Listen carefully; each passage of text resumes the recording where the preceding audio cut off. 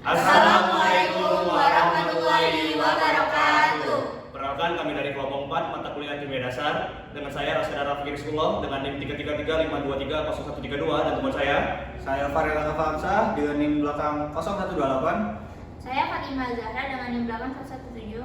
Saya Nufai Zaulia dengan NIM belakang 127. Saya Rina Hanifah dengan NIM belakang 103. Pada kesempatan kali ini kita akan menjelaskan contoh soal stoichiometry. Selamat menyaksikan.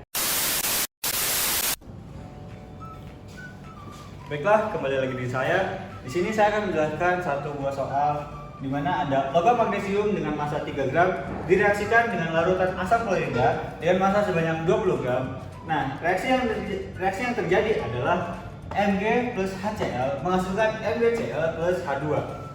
Dari reaksi di atas didapatkan 10 gram MgCl2. Nah, dari mana sih MgCl2 ini? Langkah pertama yaitu kita setarakan reaksinya terlebih dahulu. Bagaimana caranya? Pertama di sini dilihat Mg-nya.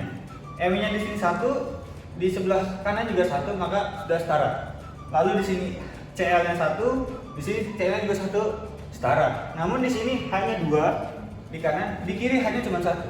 Maka kita setarakan terlebih dahulu di graf ini dengan mendapatkan 2 koefisien 2 di sini. Maka di sini sudah setara, di sini hanya 2, di sini hanya 2. Namun di sini Cl-nya pun menjadi 2. Tetapi di sini hanya 1. Maka kita tambahkan Cl-nya 2. Nah, kita cross check lagi. Di sini Mg-nya 1, kiri kanan 1.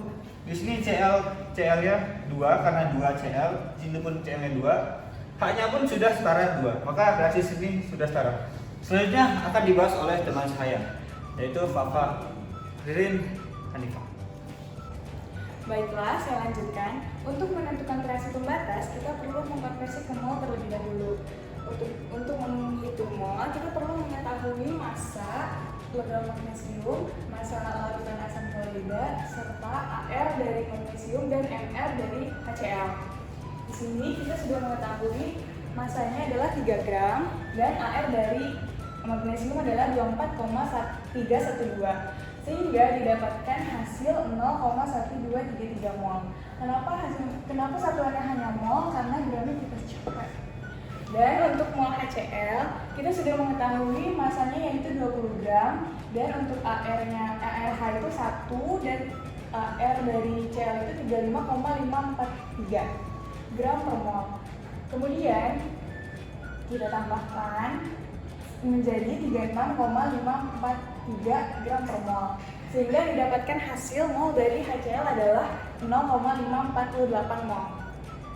Selanjutnya akan dipresentasikan oleh Fatimah Zahra.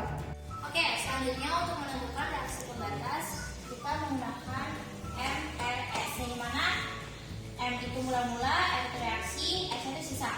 Pertama kita tulis dulu reaksinya, lalu mula-mulanya kita tulis mol mula-mula Mg itu 0,123, mol mula-mula HCl itu 0,5475.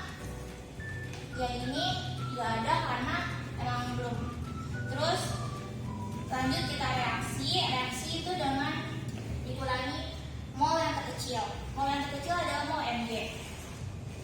Kita tulis 0,123, di sini juga 0,123, ini 0,123 dan 0,123. Sisanya ini habis, ini masih ada sisa.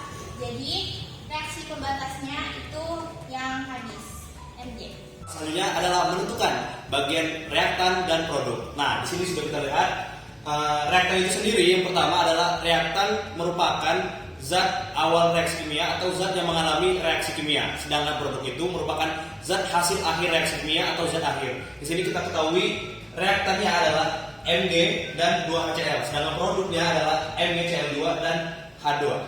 Selanjutnya adalah proses penentuan yield yang akan dilakukan oleh teman saya Ulia. Selanjutnya yang terakhir ada perhitungan persentase yield. Persentase yield merupakan persentase dari jumlah produk. Nah, menghitung persentase yield itu dengan cara menghitung massa hasil dibagi dengan massa teoritis dikali 100%. Di sini massa hasil sudah diketahui 10 gram MgCl. Nah, untuk mencari massa teoritis kita akan mencari MR MgCl terlebih 20. Nah, di sini ARMB mempunyai AR 24,3 ditambah 35,45 dikali 2 yaitu ArCl2 yang menghasilkan 95,2 gram per mol. Selanjutnya, menghitung massa MgCl. Massa MgCl sendiri sama seperti massa teoritis, yaitu dengan cara menghitung mol dan dikali MR yang menghasilkan 0,123 dikali 95,2 dan hasilnya adalah 11,7096 gram. Nah, selanjutnya baru kita bisa menghitung persentase yield, yaitu pertama masukkan jumlah hasil yaitu 10 gram dibagi dengan massa MgCl yaitu 11,7096 dikali dengan 100% dan menghasilkan 85,454%. Sekian penjelasan tentang soal stoikiometri dari kelompok 4. Terima kasih sudah menyaksikan. Semoga soal yang dijelaskan bisa dipahami dan dimengerti. Semoga ilmu yang kami berikan bisa bermanfaat bagi teman-teman semua. Sekian dari kami, terima kasih. Wassalamualaikum warahmatullahi wabarakatuh.